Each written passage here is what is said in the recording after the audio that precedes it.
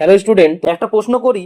এই রাজ্যে কি সত্যিই পরিশ্রমের দাম আছে, নাকি আবার সেই পুরনো খেলা শুরু হয়ে গেছে, যেখানে কেউ সারা রাত জেগে পড়বে আর কেউ টাকার ব্যাগ নিয়ে সোজা ঢুকে যাবে পরীক্ষার হলে এবং চাকরিটা সে পেয়ে যাবে? হ্যাঁ বন্ধুরা, অভিযোগ উঠছে এবং এখন তোমাদের অনেকের মনে প্রশ্ন জাগছে যে যারা টাকা দিয়ে চাকরিটা পেয়েছিল এবং যারা টাকা দিয়ে চাকরি পায়নি, তাদের দুই দলকে এসএসসি এর দুর্নীতির কারণে বহু শিক্ষক বাতিল হয়েছেন।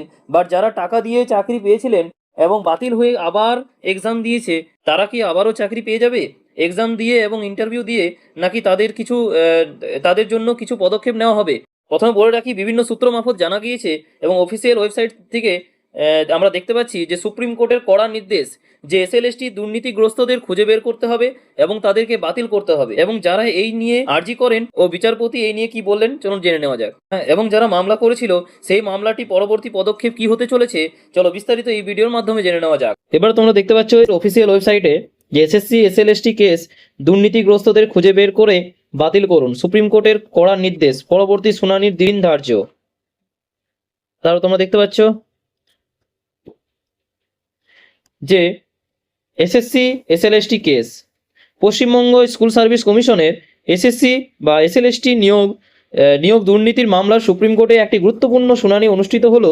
বিচারপতি সঞ্জয় কুমার স্যারের বেঞ্চে এই মামলার শুনানিতে চাকরি প্রার্থীদের ভবিষ্যৎ নিয়ে একাধিক গুরুত্বপূর্ণ পর্যবেক্ষণ ও নির্দেশ উঠে এসেছে।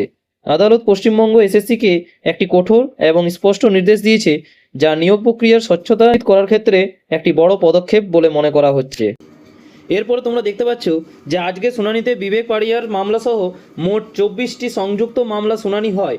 শুনানির শুরুতেই বিচারপতি জানতে চান যে পরীক্ষার ফলাফল এখনও কেন ঘোষণা করা হয়নি এবং উল্লেখ করেন যে নভেম্বরের প্রথম সপ্তাহে ফল প্রকাশিত হওয়ার কথা। তারপর তোমরা দেখতে পাচ্ছ দুর্নীতিগ্রস্ত প্রার্থীদের খুঁজে বের করার নির্দেশ। শুনানির সবচেয়ে গুরুত্বপূর্ণ মুহূর্ত ছিল যখন বিচারপতি এসএসসিকে করার নির্দেশ দেন যে তিনি বলেন, আপনারা ফিরে যান এবং দেখুন যে পরীক্ষার তালিকায় কোনো দুর্নীতিগ্রস্ত প্রার্থী লুকিয়ে আছে কি না। যদি এমন কাউকে পাওয়া যায় তবে তাদেরকে খুঁজে বের করে বাতিল করতে হবে। এরপর আপনারা দেখতে পাচ্ছেন যে বিচারপতি পরিষ্কারভাবে জানিয়ে দেন যে প্রাথমিকভাবে যে দুর্নীতিগ্রস্ত এবং কে নয় তালিকা পাবলিক ডোমেনে না থাকলেও এখন তা সকলের কাছে স্পষ্ট। তাই যারা পরীক্ষা দিয়ে থেকে দুর্নীতিগ্রস্তদের চিহ্নিত করে বাদ দেওয়ার প্রক্রিয়া অবলম্বে শুরু করতে হবে। এরপর আবেদনকারীর আর্জি ও বিচারপতি মন্তব্য কী দিয়েছেন তার সম্পর্কে জেনে নেব। মামলার আবেদনকারীদের আইনজীবী জানান যে তারা আনটেন্টেড বা দুর্নীতিমুক্ত প্রার্থী, কিন্তু বিচারপতি যখন জানতে চান তারা পরীক্ষায় বসেছিলেন কি না, আইনজীবী না বললেন। এরপরেই বিচারপতি মন্তব্য করেন যে তাহলে তো আপনারা টেন্টেড কোনো রকম সাহায্য করতে পারবো না।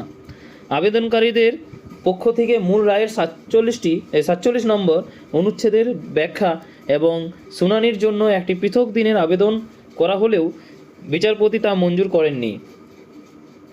এরপরে জেনে নেব যে মামলার পরবর্তী পদক্ষেপ কী হচ্ছে। যে তোমরা দেখতে পাচ্ছ যে অন্যান্য আইনজীবীরা চাকরিতে পুনঃসংক্রান্ত বিভ্রান্তি দূর করার আবেদন করলে বিচারপতি জানান যে মূল রায়ে বিষয়টি স্পষ্ট করে দেওয়া হয়েছে এবং এর জন্য নতুন করে শুনানির প্রয়োজন নেই। ঠিক আছে।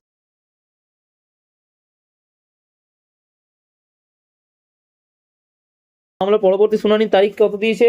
26শে নভেম্বর পর্যন্ত। আদালতের মূল নির্দেশ তোমরা দেখতে পাচ্ছ যে পরীক্ষার্থীদের তালিকা থেকে দুর্নীতিগ্রস্তদের চিহ্নিত করে বাতিল করতে হবে। সেটা এই শুনানিতে কোনো মামলাই খারিজ করা হয়নি।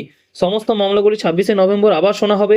ততদিন নিয়োগ প্রক্রিয়া চূড়ান্ত ফলাফল প্রকাশিত হয়ে যেতে পারে, যা মামলার পরবর্তী গতি প্রকৃতি নির্ধারণে সহায়ক হবে।